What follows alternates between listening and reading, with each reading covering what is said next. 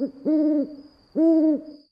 guys, welcome back to my channel. So I put out a Instagram poll a couple of days ago and gave you guys a couple of video options for today, and there was an overwhelming vote for a story time. And so today's story time is going to be about our current neighbor situation that I just decided to make this about because we just had something happen like 2 weeks ago that I was like, this is probably story time worthy at this point. I also want to let you guys know that I do have a second neighbor story time that I want to make, but that one is actually about neighbors that we had in 2017 when we lived in our first rental house, and it is a huge long story that is a lot more involved in me telling, and so I'm waiting to have a little bit more time to get that one kind of situated and told, and it's gonna take a long time to edit. So I wanted to get something up for you quicker than that.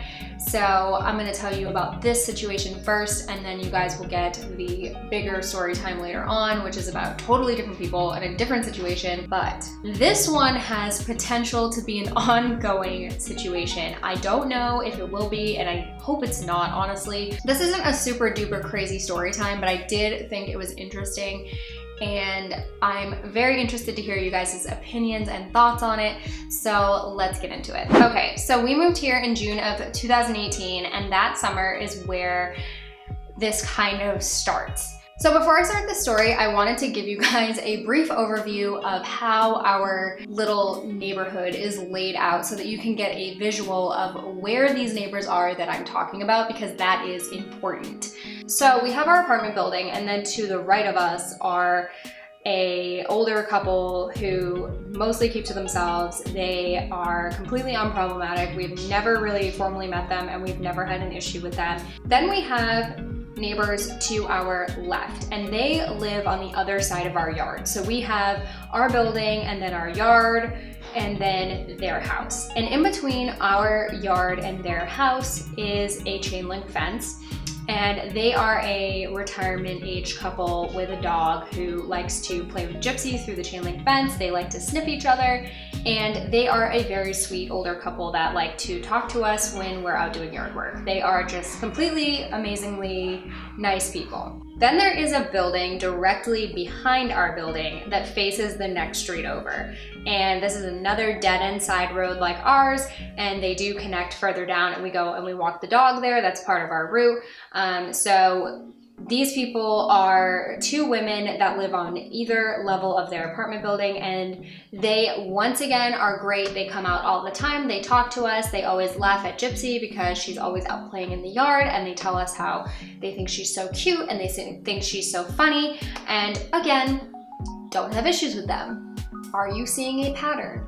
We are surrounded mostly by great people. We haven't had any issues. The people that we are going to be talking about in this video are the people that live directly behind our neighbors to the left. So their house and their yard is situated kind of like right behind our neighbors to the left, and also kind of like partially behind our yard, but not really. Like it's very much diagonal. These people are an older couple, and when I say older, I mean they are early 80s. And I always have said how I admire them because they are extremely energetic older people who are living on their own. They don't need any assistance. They take care of their house. They're extremely like particular about how their house looks. Their yard is perfect. Their landscaping is perfect. They do it all themselves, and they have this adorable little house that they keep immaculate. Immaculate, okay? And I've always said like, oh, I admire them so much. When I'm that age, I would love to still be able to take care of my own house and live with my spouse. I didn't mean to rhyme there. But like, you know, I always said how cute they are. You know, when we first moved here, we would see them outside, and I'm like, oh, they're so adorable. Like, I want to be like that when I'm older. I want to like still have my little house and do yard work and gardening and all that. They're just really, really cute, right? Cute doesn't mean nice, unfortunately. The problems started when we moved in, and the first problem is actually one that they are not aware we're mad about per se. When we moved in, we noticed that the only shades in our apartment that are room darkening accordion shades are the ones that are in our bedroom. Our bedroom overlooks the side yard, and it also happens to be diagonal from their yard. At first, I just was like, oh, it must be because it's a bedroom. You know, people want the room darkening shades in the bedroom. That must be what the last tenant wanted. Now my opinion has slightly changed. I do think it still is because it's a bedroom, but I also think it's because these people have a massive spotlight on their garage that beams into our yard and the bedroom. We were probably a month into living here. There was a nice summer night where we wanted to open the window. Because it's an accordion style blind, if you leave it down, it's blocking a lot of that air from coming in. So you kind of have to raise it up level with the window in order for this to be effective. So we did that, and we were both drifting off to sleep. Our bed was parallel with the windows. So the way I'm laying, I'm on the side closest to the windows, I'm facing the windows, and all of a sudden, a blinding light turns on and is just beaming into my face. I thought there was like someone in the yard with a flashlight. It was that bright. And Brandon happened to be facing the same direction and was like, what is that? Because it was just like dark and then like just out of nowhere. And we're like, what on earth is this? We had never noticed it before because we hadn't really slept with the window open. Yeah, I don't know. I guess we had just never had the shade up that high, like at that point. It wasn't even up that high. It was just that we were laying down. So we're like level with the windowsill basically, and directly in the line of this light. So it turns out that these people actually have a security light on their garage, and the garage is sitting out back of their house. The security light is one of those ones that points in two different directions that you would see on like a warehouse or something. Like maybe you can use them for your house, but like they have a very tiny little yard. It's not a big, vast yard. And so they have this light for it, and really only one side illuminates their yard. And then the other side is pointing directly into our yard and at our building and at our windows, which happens to be our room. They also have a security camera that is next to the light. So this is just like a whole security setup. Now we live in a fairly dangerous city. I will say, like, I know you all are probably like, you live in Maine, you're fine, but we do live in a dangerous city. There's high drug activity, gang activity, people breaking into homes, the whole kit and caboodle shebang, okay? We have a lot of that, and we happen to live in an area that's just out of downtown, but we are fairly close to downtown, so we do on occasion hear about crime in our area, and so these people being so much older, we are assuming that they are very paranoid and worried about where they live. So they have this light and security camera, and the light is not a sensor. It gets turned on by them whenever they want, and it stays on for as long as they want. And we have woken up in the middle of the night at like 3 or 4 a.m. and that thing is beaming into our room. So it is actually not legal to have a light like that. You're not supposed to be beaming light into other people's property. It's not allowed. It goes against code enforcement. And I actually, one of my friends, her dad had a similar issue when she was a kid. They had a neighbor that would beam security lights into their yard, and they did get him in trouble and he had to move it. Brandon at first was like, should we tell them like that their light is doing this? Should we call code enforcement? And I was like, you know what? They're really paranoid, they're older people, maybe we should just let it slide and we'll figure something out. Because I'm an unproblematic person who doesn't want to like make these people buy a new light. Because at that point, I mean, the thing points two different directions and their yard is so tiny, it's gonna be beaming somewhere else no matter what. So I was like, I don't know if we should say something, like I feel bad. So we didn't say anything. We ended up putting in an air conditioner, which blocked most of that light, and then we kept the shade down. So it kind of just blocked it out, and that's what we've been doing until recently when we moved our bed, and we now face away from the windows. We are like, our bed is up against the windows and we face away, so it's no longer an issue. So I took video of this recently, what it looks like from our bedroom. So in the video, I'm standing where our bed used to be. This is where my side of the bed used to be, and I'm actually crouching to the level that I would have been at if I was laying down. And as you can see, it's like beaming straight into the window. So that's that situation. Not really cause for us to be mad at these people, just kind of like, how do you not notice that you're beaming a light into our property, like, or our landlord's property? Like, how do you not see that? Has this been a problem before? I don't know. Anyway, so we decided to keep quiet about this, and just like, we were like, whatever. All right, fine. Like, it's inconvenient, but we don't really sleep with the shades up very often anyway, so we're like, okay, we'll let it go. You know, trying to be nice, trying not to be problematic, like letting it go. Too much of a pushover in this situation. The next thing wasn't until like a year later when we got the dog. My neighbor just started his truck up and it's really loud, so sorry if you hear that. Anyway, so we got the dog a year later. We had had her probably 2 months when this next thing happened. Brandon had her outside. I wasn't out there at the time, so I'm going by what he experienced, but basically, when we're outside with Gypsy, she is usually on her runner. She's wearing her harness and she's on her runner, which goes from our porch all the way to a tree on the edge of the property line. She gets like 20 feet off of the runner to kind of like as a perimeter. When she's off the runner, that generally means that we are right with her, attentive, playing with the ball with her or a frisbee or something. And if we're not like directly playing with her, that's when she's on the run. Because obviously if we're doing yard work or we're barbecuing or gardening or doing something like that, we can't always have eyes on her, and we don't want her wandering off or doing anything, like getting into anything. So she's on a run. Now, that being said, this dog has never left her yard. She's extremely protective of her perimeter. She knows exactly where all the edges of the yard are, and the only side of the yard that doesn't have a fence is the front, which is inconvenient, and I wish there was a fence, but there isn't. So if we're with her, you know, and she's off leash, even if we walk to the edge of the yard, she stops, she knows. That's beside the point. I'm just telling you, she's very protective of her perimeter. That's the Great Pyrenees in her, and she's also a shepherd, so I mean, that's what they do. They're protective. When she was a puppy, we back then almost always had her on the run, even if we were out playing with her.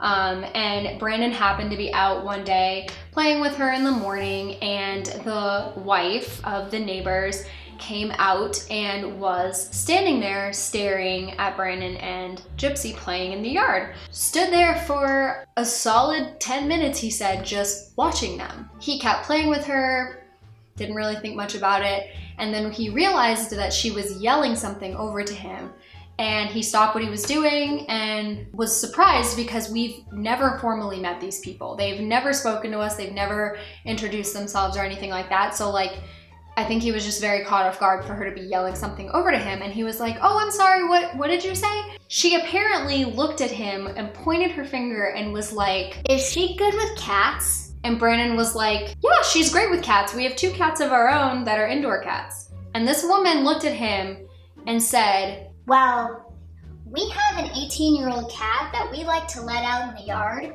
and she better not ever come near her. And Brandon was like, she's on her runner. Like, she's not coming anywhere near your property. She had never, ever given them cause to think that she would do this. She had never like wandered into their property, even as a puppy. She's attached to us at the hip, has never wandered into any of the yards around us. And there are, like I said, quite a few on all sides of us, and she's never done that. So he was like very caught off guard that this is the first encounter with this woman, and that is what she chose to say to him. And he was like, no, she's on her runner, and you know, she's not gonna come in your yard, like we're gonna make sure she stays over here. And she said, good, because you know, all the animals need to be able to go outside and not worry about being chased. And she, I guess, was just going on, and he was like, oh, okay. Like, super random. I don't know if they've had problems before. Now, I also want to throw out there that they would let this cat, who was apparently 18, out by itself and let it roam by itself. So if the cat had wandered into our yard and Gypsy had gone over to the cat, not to be aggressive, of course, because she loves cats and wants to just play with the cats. If she had gone over to their cat, I mean, what would they have said? Because the cat is now in our property. He was very confused by this. He wasn't sure where this came from. She had never like tried to go in their yard, and it was just out of the blue. I mean, I guess like, I get it. I've had cats my whole life, and you are wary of dogs, and she probably looked at her and went, oh, she's a shepherd, she's probably aggressive. But it was just like, you could have like very nicely walked over to the perimeter of your property and introduced yourself to him and said, hey, I'm a little concerned, you know, is she gonna come in my yard? I wanna make sure she doesn't come near the cat, or something along those lines. A little more civil than the way that she yelled it across the yard to him in a very accusatory, like assuming way. And Brandon is quite the gentleman with older people. He's very, very respectful of them. So he was just like, don't worry, ma'am, like we're gonna make sure she's fine. And then he came back and it was just like, I don't understand, like why would she be so like kind of rude and aggressive towards me out of nowhere? So that happened last year when we first got the dog. Since then, they haven't said anything to us about her, but what they do is they actually come out into the yard. I have been out in the yard with the dog before. We've been playing. She's again on the run, and we will just notice them staring. They will stand in their yard and they will stare at us for long periods of time. It's very uncomfortable. It's very weird. It's almost like they want to say something, but they don't. It's like they're waiting for something to happen so that they can say something, but then nothing happens. It's really strange, and I don't really understand. I don't know if they're trying to like power trip us and be like intimidating, but it's just like super odd. Why are you staring us down? We're not doing anything. We're in our yard. There's a privacy like tree line, a little rock wall there. Like we're not anywhere near your yard. Just let it be, right? So that brings us to what happened 2 weeks ago, which is why I'm telling this story, because the other two things, it's kind of like, all right, they're crotchety old people, like, okay, whatever, we'll let it go. It's not a big deal. But then a couple weeks ago, we had taken the dog for a walk. It was probably, I don't know, 8:30, 9 o'clock at night, the usual time we take her out. We got back home and Brandon said, do you want to have a fire tonight? Now, it was this gorgeous, beautiful, clear night. It was probably in the 50s out, perfect fire weather, nice and crisp, and like almost felt like fall, you know? And I was like, yeah, like let's have a fire. I was totally in the mood to do that. So we have quite the pile of kindling and our old Christmas tree that's cut up into pieces, and a bunch of pallets cut up, and all kinds of stuff that we wanted to burn. So Brandon was like, okay, yeah, like let's just have a little fire for like an hour or two, and then we'll go in and go to bed. We do this quite often. We have fires probably once a weekend in the summer, sometimes more than that. During the day, sometimes we'll burn, you know, if we're cleaning up the yard, we'll burn sticks that we found in the yard. And we have a fire pit that we've had for quite a long time. And I'll put up a picture of what it kind of looks like so that you can see. Now, this is the old one. We just bought a new one, and this will explain why we bought a new one, but this is kind of what it looked like. And as you can see, it's not like super deep, but it was fairly wide. It held quite a bit of wood, and we have been using this for the past 3 years that we've had it. And it's been completely fine. It contains the fire. It had a lid for when, you know, you wanted to contain any ash or things flying in the air. So Brandon builds a little fire in the fire pit. So we're sitting there, we're both sitting probably a foot from the fire pit. Gypsy's laying in the ground next to me, sleeping. We're just chit-chatting, we're talking about our wedding, we're talking about our honeymoon, we're just, you know, I'm taking pictures of Gypsy, hanging out, you know, we're having a beverage, just relaxing, unwinding. Out of the corner of my eye, I see the back door of our neighbor's house open, and the husband comes out with the cat on a leash. And so he's walking the cat around their house. Now, this is pretty typical. They do bring the cat out on a leash and on a runner now, I've noticed. So maybe they were like, if we're gonna yell at them for their dog, we should probably just put the cat on a runner.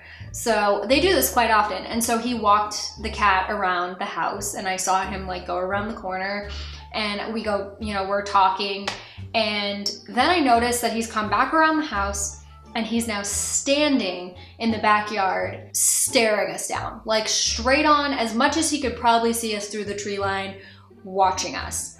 And I don't say anything, Brandon doesn't say anything, we both just continue our conversation like normal. Brandon gets up, he puts a couple more pieces of pallet on there, and we're just chit-chatting it up. This man stood there for 20 minutes and watched us having a fire. He was probably eavesdropping, I don't know. I don't know if he could hear what we were saying or anything like that, but he's just standing there, like staring us down, hands in his pockets, leaning back, just... And I looked over deliberately twice to kind of be like, what? What's your problem? Because it's weird. Like, it's weird to do that. It's one thing to just be out back with your cat or, you know, whatever in the backyard, like letting the cat out and maybe like doing something else or whatever, or sitting at your picnic table or sitting on your porch or whatever. But this man is standing in the middle of the yard staring at us. So after a while, he goes back inside and I look at Brandon, I'm like, did you see the neighbor? And he's like, yeah, like he just stood there for so long looking at us. I was like, that was so weird. So then we go back to conversation, we kind of forget about it.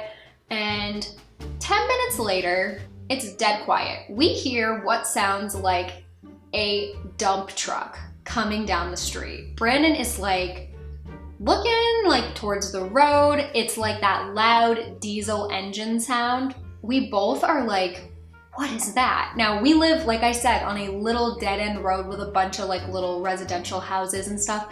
Big trucks don't just drive down here, especially at like 10 o'clock at night. We'd been outside for like an hour at this point. Like, what is this? I'm not kidding you guys. What comes out from behind the neighbor's house, because we're far in the back of the yard, by the way, so we can't really see down the road.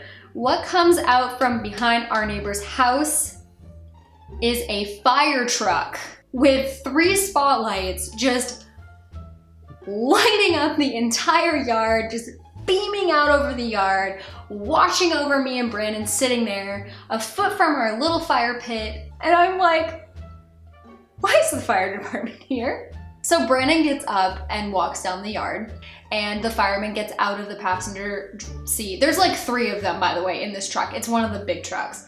Brandon's like, hi, how are you? And like, I can hear them talking. So the fireman goes, hi, your neighbor called. He said you guys were having a pretty large, out of control fire, and he just felt like it was really unsafe. And guys, I'm gonna put in a clip here. This is the fire we had the other night in our new fire pit, and you'll see about the size of what it was. And this one was a little bigger than the one we had the other night in the other fire pit. And as you can see, it's completely normal. And that's similar to what was going on that night, like a totally normal little fire pit fire, nothing out of control. The wind wasn't blowing. There wasn't low-hanging trees. There wasn't fire on the ground, nothing like that. The fireman tells Brandon, like, that is definitely not too large, and it's definitely not out of control. And at this point, it had actually died down significantly compared to before. So it just was even funnier because when they pulled up, I'm sure they were like, you've got to be kidding me, because it was like nothing. They then tell us, they said, well, you know, it is a no burning day, which we didn't know this. So it turns out that Maine was under a high fire danger that day. We didn't think anything of it because we had just had rain like 2 days before. And we probably should have checked that, but the fire department once again said, well, it's fine though, because you're in a fire pit, it's a lot less risky anyway. And you know, Brandon was like, do you want us to put it out? And he was like, oh, you know, it's not a big deal. And Brandon's like, well, we'll just let it die down. And they were like, yeah, that sounds great. Like, thanks so much. And then they left. And they were here for a grand total of about 45 seconds. So they all literally geared up, got in the truck, drove to our neighborhood to be there for 45 seconds and then leave. And I was like, what a waste of resources and time for them that was. Like, you're joking. Also, like a road over, there was another house having a fire in their fire pit, completely fine. So we let it dwindle down. And we ended up going inside and just laughing because this man was looking for any reason to get us in trouble, I guess, or do something, or be controlling and be like intimidating, and I just thought it was hilarious. So after that, we went and bought a new fire pit, which is the one that was in that video. It's a lot deeper now, so the fire is much more like within the pit rather than on top of the pit. So it does give the illusion that the fire is a lot smaller than it probably is, and it's more contained for sure, which is fine. Our old one was on its way out anyway, but we did that. And then we also have the fire danger map as an app on our phone now to check it before we do anything, to give this man absolutely zero reason to call the fire department on us, because that was just absurd. We have had countless fires here and he's never done anything like that. So I'm not really sure what the problem is. I don't know, maybe they're bored with this quarantine going on and they needed some excitement in their lives. So they were like, let's call the fire department on the young people next door who are literally just trying to enjoy like one of the only things they can do during this quarantine. So that is the story. Honestly, guys, if they keep doing stuff like this, I might be calling code enforcement and complaining about that light, because, you know, we were trying to be nice and understanding, and then they have been nothing but kind of rude to us in the 2 interactions that we've really had with them. And so, I don't know, maybe it's worth telling code enforcement about that light. Maybe. So we have had a fire since, and they have not called the fire department again. So I guess we're just gonna be extra super cautious from now on and make sure that we're not giving him any reason to have a problem with us. And we're also gonna be talking to our landlord about getting a shed for the backyard to put gardening tools and yard stuff in. And we might just be plunking it right in that corner where they've been looking into the yard to block their view, because I am really honestly fed up with being spied on. So this is an ongoing situation. I will let you guys know if there's anything else, if you guys are interested, of course. And there will be another Crazy Neighbor story time coming up on this channel sometime in the near future. Again, like I said before, it's a little more involved telling it. It's a longer story, and it happened in 2017. So I've been working really hard to make sure I remember every single detail of what happened, because it was truly one of the wildest things that I've ever seen happen at a house party, and it's really, really good. So hopefully you guys will enjoy that when the time comes. If you liked this one, make sure you give it a thumbs up, click the little bell to know when I upload, and of course subscribe and then click the little bell. I don't know why I just said that backward. Thank you guys so much for watching and supporting my channel. I will see you all in my next video. Bye!